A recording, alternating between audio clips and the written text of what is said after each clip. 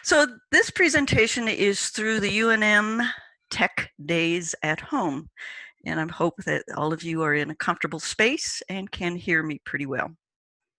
My name again is Mary Elkins. I am a commercial photographer. I've lived in New Mexico quite some time. My husband bought this little car called a Mini Cooper in 2004, and we have been traveling all over New Mexico. He loved the car so much that he created a special club called the Mini Cooper New Mexico Club. And the purpose of it was to go find those curvy roads with fast cars. And then, of course, the photogenic opportunities to photograph our little darlings. I am part of the UNM Continuing Ed department in the Digital Arts section. Being a photographer, I like to get out there and do all kinds of photography. And of course, because we have the balloon field here, which, oh God, I'm hoping actually that we have it this year. So let's see, I'm trying to admit a couple of people here before we get too far along. And let's continue on. So as I said, we have beautiful balloons, beautiful scenery. My favorite time of day is out at dusk. I get to photograph houses, which is pretty wonderful actually at this time of day. UNM has joined up with the Adobe for the Creative Campus, which means some of you, perhaps all of you, have access to the Creative Cloud software. You may be familiar with Photoshop and Lightroom as being packaged together in Creative Cloud. But nowadays, with the campus version of Creative Cloud, you have access to a large number of programs. How many have you heard of InDesign, Premiere Pro? How about Dreamweaver, After Effects? All of these are Adobe programs that are helpful in the creative realm. Almost everybody and every computer has Adobe Reader on it because it's universally used to create PDFs and to read PDFs.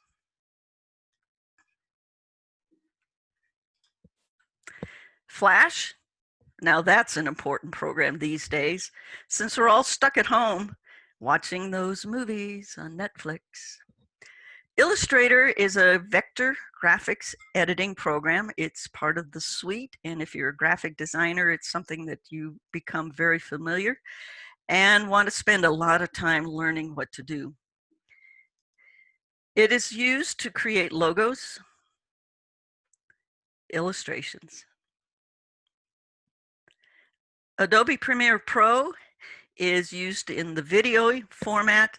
My husband has been working for years to learn how to use Premiere Pro and its competitor. So it has the ability to take video clips, put them on a timeline, edit, color correct, and then export out as a movie. So a lot of you have probably seen some of this stuff on Facebook and YouTube. So that's the Creative Suite, just a quick introduction to a couple of those programs. We still may be having people coming in through the waiting room, so hopefully that's not too distraction. Welcome to everybody.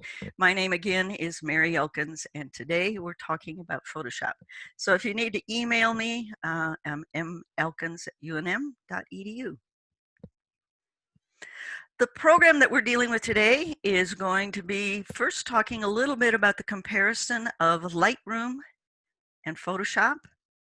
These are two sister programs that work in concert for digital manipulation. I am also going to do a quick review of what the digital workflow entails. We're going to go into the Photoshop Workspace and explore, talk about top, left, bottom, all the way around, and finally get into some adjustment layers, which of course is the power the power horse editing process that we use in Photoshop. Making selections is part of learning how to do layers. I'll do a quick introduction to HDR and file formats at the end of our program. So Photoshop has been running for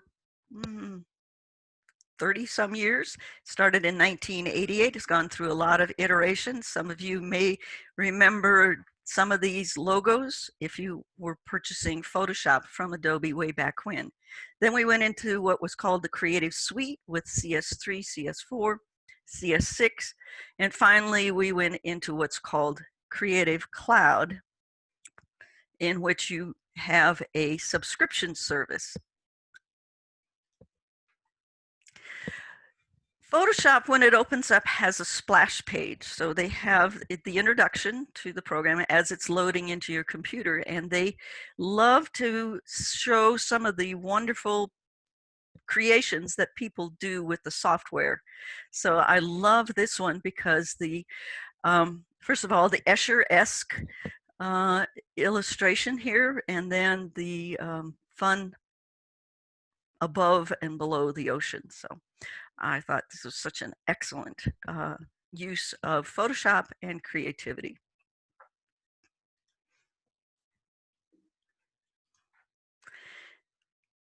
Another splash page, and this happens to be the current version of Photoshop 2020. I think that's what we call it now. Its companion program is Lightroom Classic. They work together to work on imagery. So Photoshop, this is Lightroom Workspace. You'll see on the left-hand side a number of names. These are the folders that are inside my computer. So as a classic version of Lightroom, this is based on where I have the images stored, which happens to be in a hard drive attached to my computer. The grid version here is showing a number of cloud images that I use to spice up my dusk shots. Cameras sometimes cannot exactly capture the scene as we see it. So we have to use a program, be it Lightroom or Photoshop, to manipulate the image into something that is more like what we want the uninitiated viewer to see. And so we can use the special tools in Lightroom to create those things. Lightroom also has a second version to it, which is called Lightroom Cc. It is a cloud-based version of Lightroom. It has the ability to store your images up in the cloud. You have to pay for that storage, but it's at a reasonable rate. Once you have these into the program CC, you can then access them from a number of different platforms, be it a laptop, iPad, or phone. So those two programs, Lightroom Classic and Lightroom CC, are part of the Creative Campus process.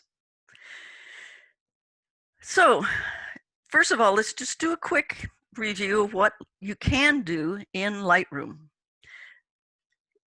As a professional photographer, my images actually start out in Lightroom because it is very easy to quickly do some adjustments. So for example, this is a photograph as the sun is setting. It means that the clouds are very bright and the foreground is very dark. By taking it into Lightroom, in less than 2 minutes, I can make a huge adjustment to that image.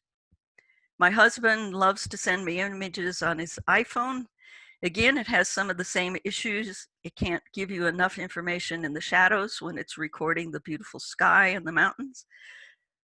Doesn't take much time. So this is just a quick example of what can be done very quickly in Lightroom.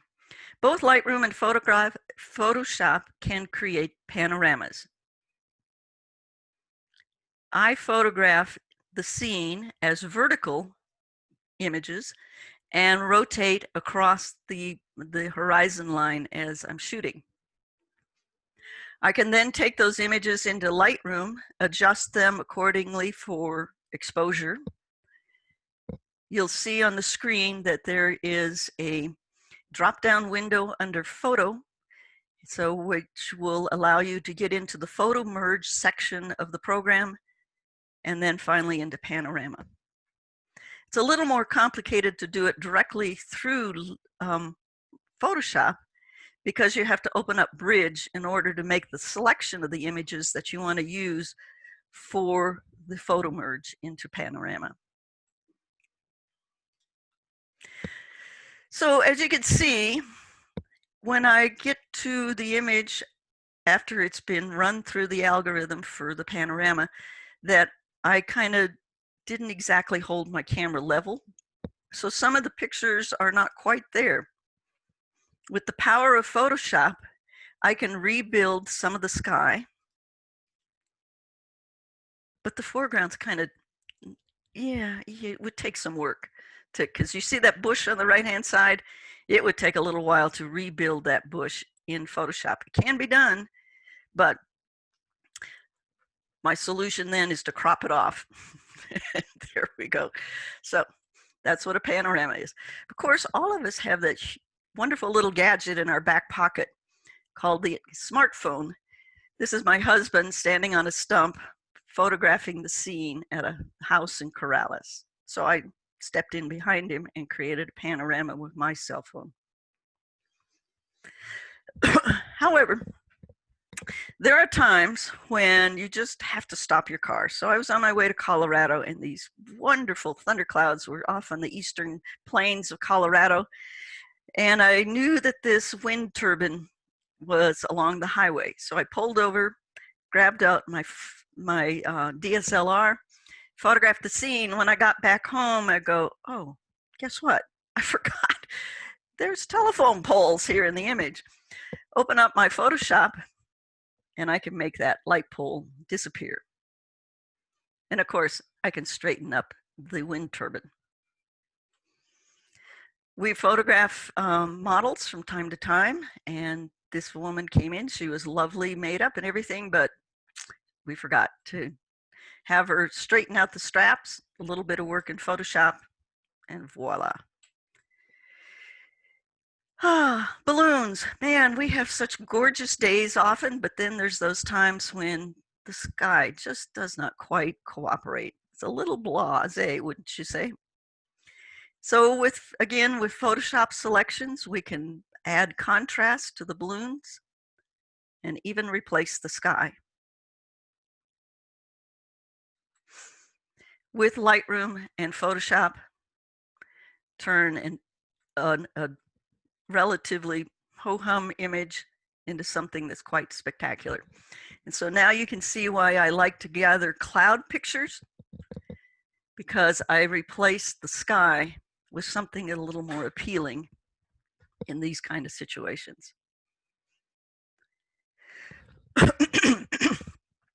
So we have to have a certain workflow when we're working in digital imagery. Obviously, you're going to go out, take some kind of camera or phone and capture digital files, bring them back to your computer system and put them into folders. You might want to do something to them, though the cameras are getting pretty good at capturing the scenes, except when you're out there at sunset. We all want to share those photographs, and then you got to figure out how to keep them around so that you have them year after year.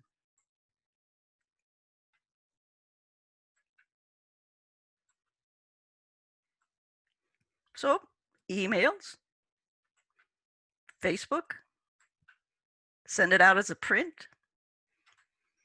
That is part of what we call a digital workflow.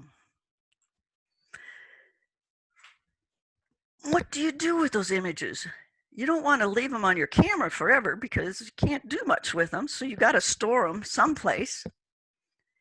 Your computers have actually today a fair amount of space included in them. But you know how quick and easy it is to gather up a huge number of images, it's really better to store them on an external drive. So the G-Tech that's sitting there is a professional grade external storage. It is, I think they run now 8-10 terabytes, which is an amazing amount of information stored in those computers. There are a number of what we call personal or passport sized hard drives. Some of the names that you may have known about is Seagate, Western Digital, and of course there's those thumb drives, which are actually pretty amazing in themselves. So the idea is that you want your images stored in a safe place so that if something happens to your computers, you've still got those images. When we teach a class about Photoshop or Lightroom, we also talk about how to set up your organization so that you can find the images. The program that I like to use to organize these images is called Lightroom. It is a cataloging program. As you can see, I have a large number of files set up already.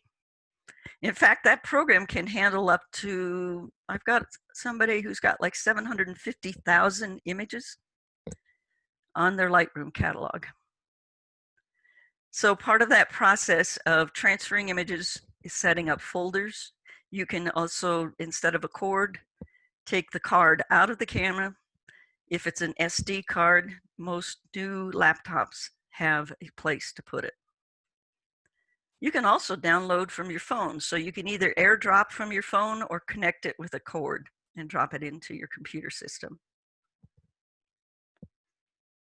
So by now I think we've got everybody joined up here into our program. It's got a lot of people, 66 people. I hope everybody's doing fine. Now we're going to get down to some of the nitty-gritty things that Photoshop can do.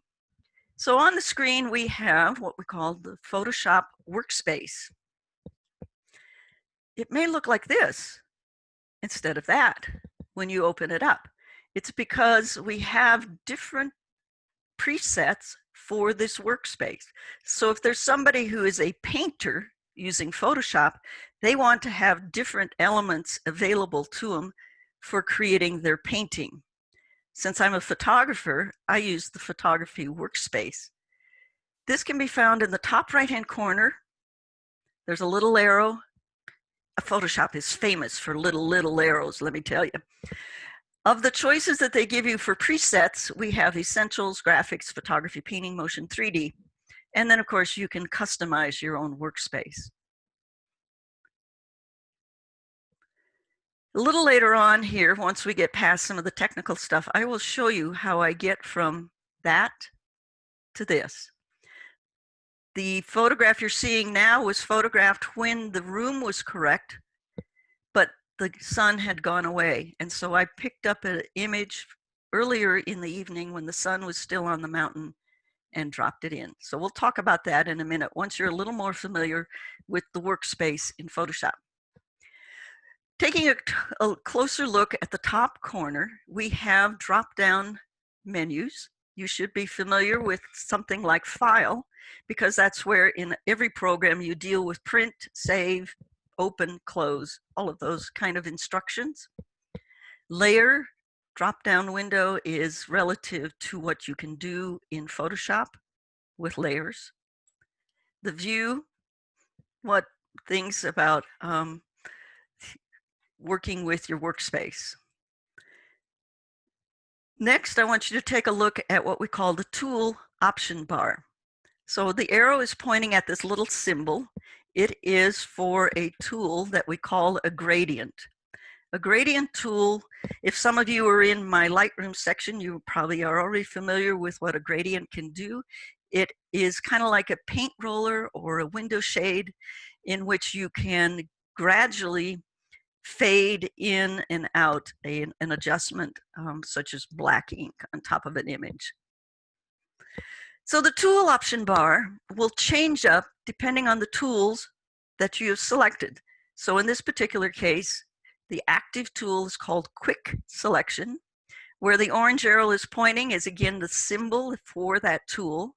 Next to it, going to the right, how that tool is used. It's a selection tool, so you want to know whether you're adding or subtracting to that selection. The 70 and the fuzzy dot represent the amount, the size of the tool once it comes into the workspace. It happens to be 70 pixels wide in this case. A quick select tool is used to make a boundary around part of the image. So in this particular case, I have gone into the blue windows and made a selection. So you'll see it's in 3 parts. It does not include the lamp, but it's the blue in the windows. They are surrounded by the black and white dots. A rectangular marquee, again, is a selection tool. It has a different way of representing how to add and subtract to selections. So the square, the doubled up squares will represent different things in the selection process. Because it's a rectangular marquee tool, that's the only thing you can draw. So you can vary the size of that selection as you draw it. When you say Photoshop, most people think of the clone stamp tool because it can alter an image permanently by changing out pixels. So I'm going to give you a little example here. So we have wires that are holding up the lampshades. So as we go down this section here, you will see that I am painting out that wire, replacing it with blue from the window below. So the process of cloning is copying pixels on top of other pixels. And so I am replacing the orange wires with blue window pixels. That's the clone stamp tool. Across the top, we have names. So I happen to have 3, 4 images open here. As you go from name to name, it will reveal the images. So they're actually stacked up in the program, and you can reveal them one at a time. There are also other ways to reveal all of them at once. So this particular image is a Tiff. If you look carefully at the name, it says .tif. That is a file format that is used universally for many, many years. This is a JPEG. It is represented by the .jpg. It has been expanded 33%. It's an RGB color space in 8-bit. The final one is a raw image. Its ending is .cr2, which is Canon's proprietary name for images that are raw coming out of the camera. So later on at the end of the program, we will talk about these different formats, JPEG, TIFF, RAW, PSD, that we use when we're talking about Photoshop. Finally, we get to the tools. This is the place that we spend hours learning what they are and what to do with them. But let me tell you, once you start getting a handle on how to use these tools and where to use them, man, it makes a lot of difference in one's images. So generally, I have them attached to the left-hand side of our workspace. It's locked down there. Other people that I know actually like to have them floating. Because we have so many tools to work with, they actually compress them into groups so that when they are on top of each other and you need to see how many different tools are lined up there, you have to hover over the symbol, and then it will put out a little fly-out window that names what other tools are in this grouping. It's really handy to have a page such as this that lists the different symbols and how the tools are grouped together. So for example, you can see here that they have given not only the symbol, but the name and then a letter. So this is the set that I call the J tools. It includes the spot healing brush, the patch tool, content aware, and the red eye tool. The brush tool Letter B, easy, keystroke. The lasso and the polygon, L. The clone stamp, the letter S. They're grouped together according to their uses. So the top of the bar is our selection tools. I've introduced to you the rectangular marquee and the quick select. The retouching tools, we'll get to some of that here in this program. The drawing tools, such as the pen tool and type. Navigation tools, very quickly when you're first learning Photoshop, you learn how to use the hand tool and the zoom tool. Those are one of the first tools that we actually start working with. And then finally at the bottom of the list is our foreground and background squares. So this is just some of the selection tools and our retouching tools. So there's quite a bit to work with here. When we talk about retouching, a lot of you probably come to mind about cleaning up the blemishes that everyone has on their face. So she's had her skin smoothed out and her eye brightened up. Because I work in residential and architectural photography, I am using the retouching tools to take away the little distracting elements, such as reflections in windows. So that's our toolbar introduction. When we first started out, they had little itty bitty type and little itty bitty icons. So they finally realized that it might be helpful for us to have bigger renditions. So as you hover over the tools nowadays, you get a little GIF that will actually run through a representation of what the tool can do. So like the brush tool would scrub in the blue.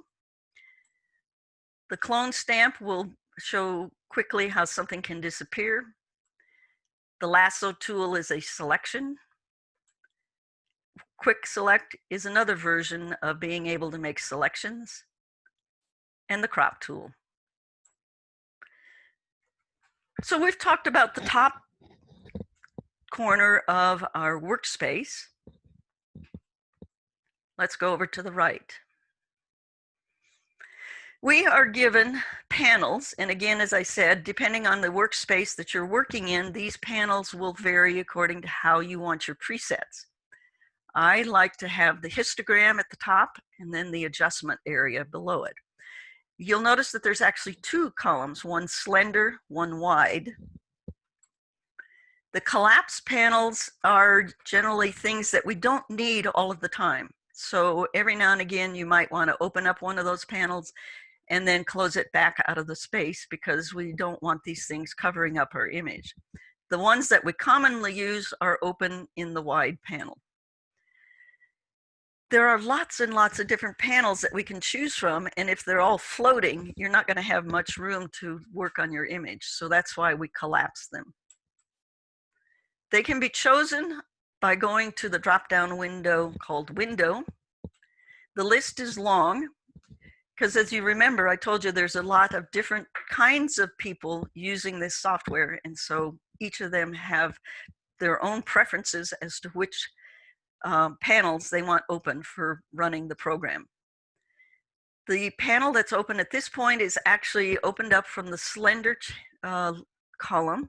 It's giving the properties of a layer mask. This is an adjustment layer that is showing up. It's called Hue and Saturation. The hue line, as you will probably notice, it's got a lot of colors along it. The saturation is intensifying or graying out colors, and then lightening or darkening an image, all done in one tool that's called an adjustment hue and saturation. We'll give some examples of these a little later on. This is some of the steps that appear when I'm working in Photoshop, because I can actually sometimes get up to 200, 300 steps as I'm working in a program, especially when I start putting layers. The brush section is a very complex because they like to give us lots of choices. And so this is a kind of place where we would spend time in a Photoshop class reviewing some of the choices and what can you do with them and how useful they are to you. So if you're going to be learning Photoshop and you want to learn about brushes, you're going to have to set aside some time for you to get comfortable with all the choices that Photoshop has given us in brushes. As I mentioned at the top of my panel, I like to have histogram. Tucked in with it right there is also the navigator. Below it is my adjustments. Tucked in with layers is channels. So these are the common things that I have open when I'm working. Take a look at the little black squares that we've got right here on the right-hand side. This is called our layers palette. I have 6 layers currently in this image. Remember I showed you how the window got dropped in? We're going to talk about that in a moment. So each of these layers have what we call an eyeball. So you see these little symbols that are white that look like an eyeball lined up on the layers palette.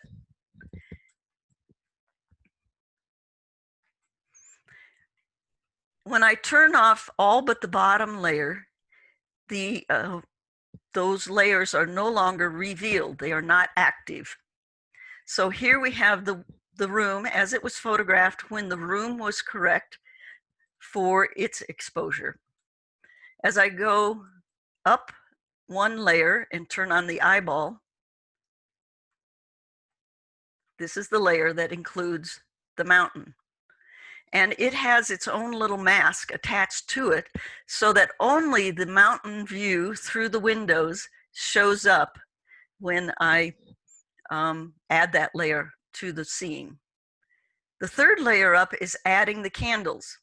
So if you look at the left-hand bottom side of the image, I'm going to go back to where there was no candles lit, and now the candles have their little lights. This is a layer that's used for retouching to take away the stop sign. I blurred out the car. Just the little section, just the car, gets a little bit of blurry and then darkening down. So 6 layers. Some of it was pretty dramatic, some of it was pretty subtle in adjustments. Those are located on the right-hand side of our workspace. Often when I'm teaching a class, a question comes up about whether they should copy the background layer before starting to work on an image. As a beginner, I would suggest it. And there are times when I actually do start out with a copy of the background layer so that then I can quickly turn off all the layers I was working with and see where I started. Adjustment layers is, again, part of the powerhouse of Photoshop because you can go in and selectively alter sections of an image or the whole image, depending on what you're doing. So some of these on the left-hand side column are talking about how to change the exposure, and then how to color the image, how to posterize it, and we'll get to a couple of examples here in a minute. These in Photoshop have their own little symbols. And once again, it's like, oh God, how close can I get to the screen so I can differentiate between these symbols? And what do they mean? So sometimes some of us are able to memorize icons. I'm not quite that way. I like to go down to the bottom right corner where there's this little circle that's cut in half. And as you click on it, you get a list of names. So the names, of course, are easier to comprehend what they're going to do. So let's take a look at an image, and we're going to add some adjustment layers. So as you are familiar, over here on the right-hand side, we have a single layer that is the image that you see rendered in the workspace. If I add hue and saturation, it changes the color into a more purple pink field. So looking at my properties window here, you'll see that the little triangle that's underneath the line hue is gone to the left. the saturation to the right, and not just a tiny bit of darkening on the lightness. So each one of these triangles has an effect as you move them back and forth. Let me tell you, the hue and saturation part of it is sometimes a little mysterious, so it has to come down to experimentation and just try it out. Black and white conversions, some of them are pretty stunning, some of them are kind of blah, but anyway, it is fun to play with the different choices that we have in black and white. And so again, you would move the dials or the triangles on each one of these color. Posterization, whoops. Posterization can have some pretty stunning effects as well. In Lightroom, we have things that are called presets. So we can actually quickly go through and try some options in Lightroom before we actually bring it into Photoshop. It's a little more intuitive and a little more playful there. So I know some of you have questions. Unfortunately, we've been asked to just turn and mute everybody off and just go with a straight lecture. So as I said, some of you may want to ask some questions of me later on. I will be teaching a class called Photoshop Online later this month. It's running Tuesday and Thursday afternoons, 2 to 5, and it's through the UNM Continuing Ed program. So that gives us an idea of how to talk about layers, which is a very powerful overview of what layers do. Let's talk a little bit further about how we can increase the power of those things with this image. So evaluating an image is one of the first things that we do in Photoshop. Yeah, it is. It's sort of there, but it's not stunning. So if we do a little bit of work in Photoshop, look at the difference.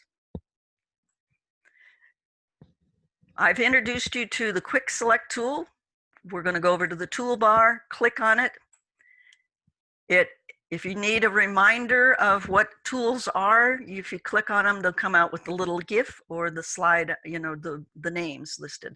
So the idea here is that we want to make a selection around the flower. So I take the Quick Select tool and I rub it around the flower until the black and white dots, we call them marching ants, are pushed out to the edge of the flower. Let's take a little closer look at that. Whoops.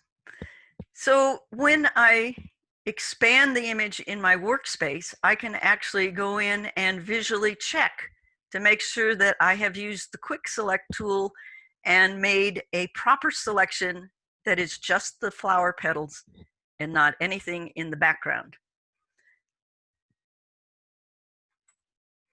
Now that I have my selection, I want to do something with it. As I mentioned when we first started this out, it might be nice to have this flower a little bit darker. So the 4 choices that we have to do that with is brightness and contrast, levels, curves, and exposure. All 4 of these things actually do pretty close to the same thing with just a different means of presenting how to go about changing our exposure. Levels is one of my favorite adjustments. That looks a little bit better. How did we get there? So when I pick up levels, it brings out its property window on the right-hand side of our workspace. It gives us a histogram. There are 3 little triangles underneath that little mountain shape. The left-hand one is black, then gray, and white. So by adjusting where the placement of those triangles will change up the quality of the exposure on that image. We could also use the eyedroppers, and of course there's lots of other little symbols to explore and learn about in this particular adjustment. now that we've looked at the properties window, let's glance a little bit to the right, and you'll see that we have our background layer, and above it is another layer called levels. It has a black and white mask, which represents our selection. So you'll see the shape of the flower represented inside that little square. This is called a mask. Where it is white is where our effect of darkening is applied to the image. Where it is black, it remains exactly as we saw it originally. So white reveals our adjustment, black conceals. And you'll see that my strokes were not quite all the way to the edge of the flower when I was doing my selection. That's where those little gray things show up, by the way. So it's not quite as pure a selection as maybe I normally would do. All right, so original exposure, a little bit darker, and you'll see the layers show up as I toggle back and forth between these two. So now we have two layers. So it's better, but as I said, the background is kind of dull. So we want to select the background. One way to do it is to reselect the flower, go to our drop down under select, and then inverse that selection so that now what we have to work with is outside the flowers. So you'll see the marching ants are along the edge of the image as well along the flowers. So our selection this time will happen in the green areas. We could turn that black and white with our black and white adjustment. If you look at the right-hand side of our image, we now have a third layer that shows up, and you'll happen to notice that the two black and white squares are opposite because the white is a section of this is now affecting what's outside of the flower. How about adding some green transparent color to the image? So I take an adjustment layer called Photo Filter, select the green to increase the green of the background. And this is what we have as we do these adjustments. So a little thing of HDR, because everybody's kind of curious about it. If you've got a smartphone, more than likely you've seen that pop up. If you've got kind of a contrasty scene, it'll probably show up automatically on your phone. You don't even have to think about it. The idea is that there are scenes where part of the image is too bright and part of the image is too dark, and you need to have some help getting it processed into a pleasing image. The camera is actually taking 3 to 5 different frames. They vary in exposure, anywhere from 1 or 2 stops under to 1 or 2 stops over. They run them through a computer program and put together an image that is more compatible with what we see than what a regular image can capture in a contrasty scene.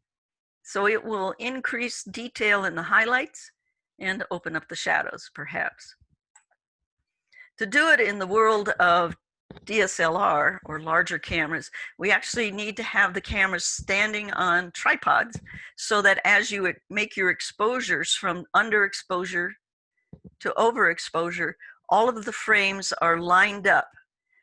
And it's very difficult to hold a camera and run through a series of exposures. Yes, your camera can be programmed so that you shoot under, normal, and over exposures, but even when you're hand holding in that split second between the 3 or 5 captures, you breathe, you shift, you move, and so the frames don't quite line up.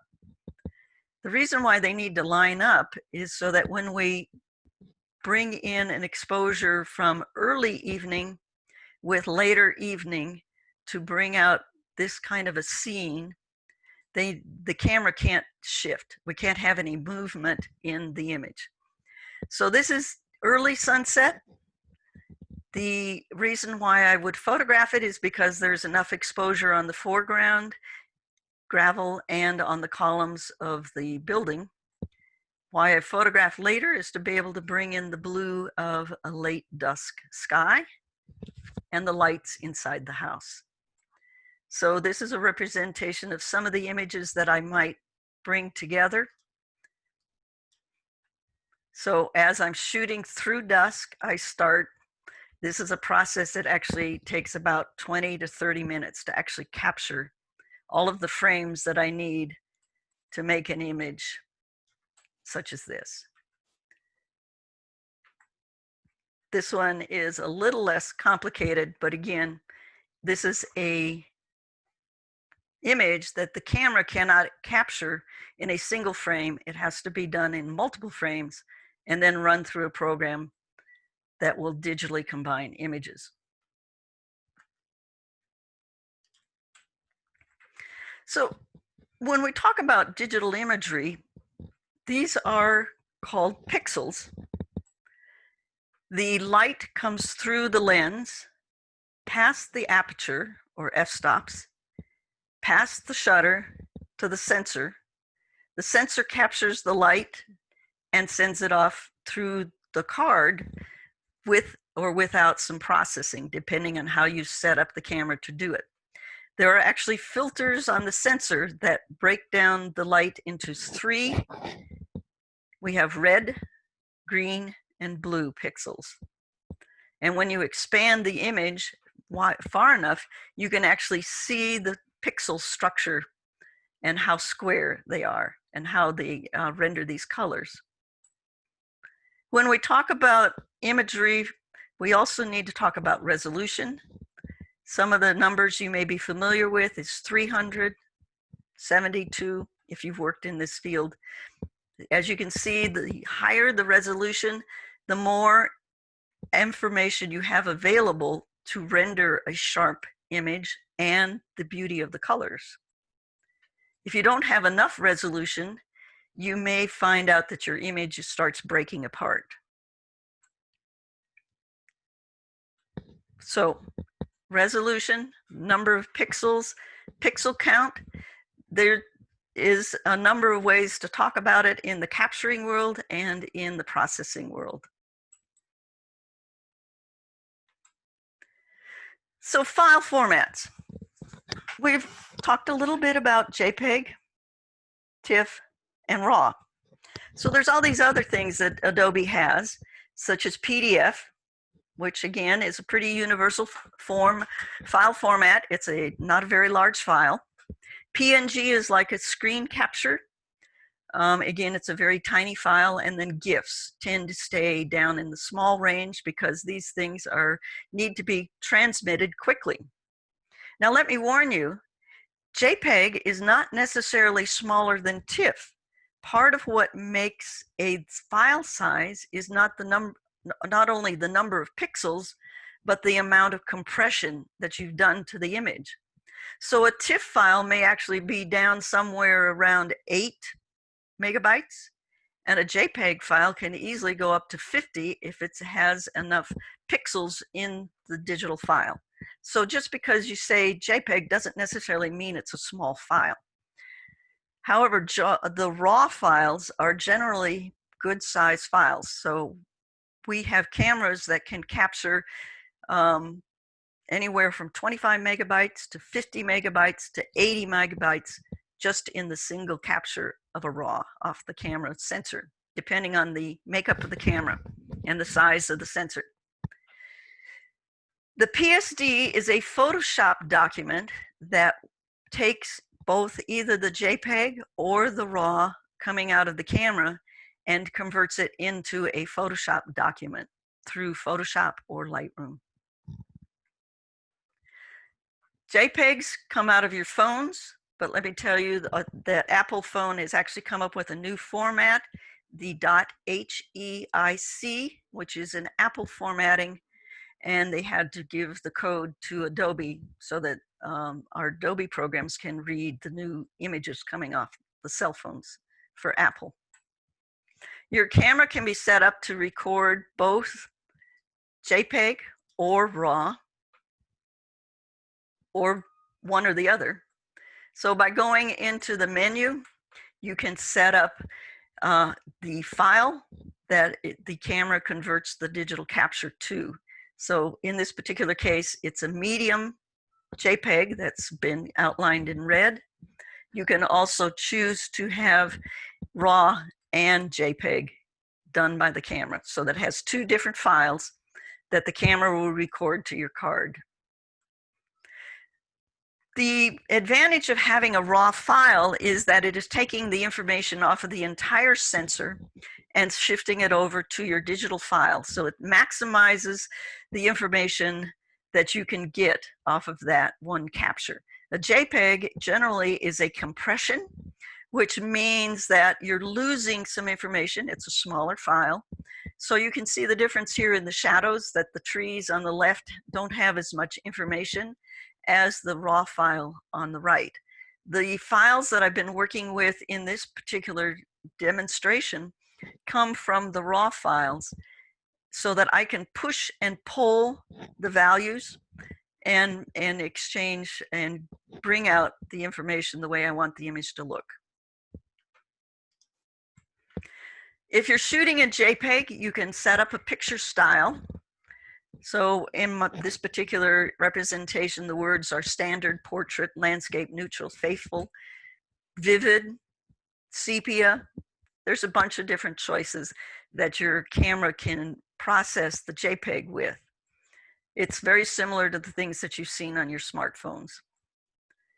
The reason why we use the JPEG format a lot is to be able to downsize the size of the files so that we are having quick upload and download of your images. A JPEG needs to be not only transferred into the JPEG format, but it also needs to be downsized into Facebook's proportions so that the image isn't too big, and that can easily be done through Photoshop or Lightroom. Instagram also has its requirements for file sizes, again, to speed up the transmission of the images. Your mail programs used to be limited by a 10 megabyte. I think Gmail is now letting you send out 20 or more megabytes in one transmission. So that's a little better. The TIFF format is generally used when we're talking about major retouching on an image. The more information that you have available to you to work with when you're retouching, such as with the clone stamp tool, gives you better look to the image if you have more information to work with. The TIFF format is used to output for magazine reproduction, large prints, and that sort of thing. So that's just a quick overview of file formats. Tutorials are available at a lot of different places. If you want to try the Adobe tutorials, if you go to your favorite browser, we have where you can type in Adobe tutorials, Photoshop, and it will bring you up to this helpx.adobe.com section. They group the tutorials into easily choosable sections, such as this one, how to get started, and some things about editing. And then, of course, they have more advanced things. YouTube, there's a gazillion ways to get out there to get tutorials. Lynda.com is a subscription service that is very reasonable. Scott Kelby has a subscription service as well. So I hope you've had fun working with me on this program called Lightroom. I will be teaching a class coming up at the end of the month on Tuesdays and Thursdays. It's running in the afternoons, and it's an online course. We will go further into discussion about some of these things that we barely talked about, and of course, spend a lot of time learning those tools. So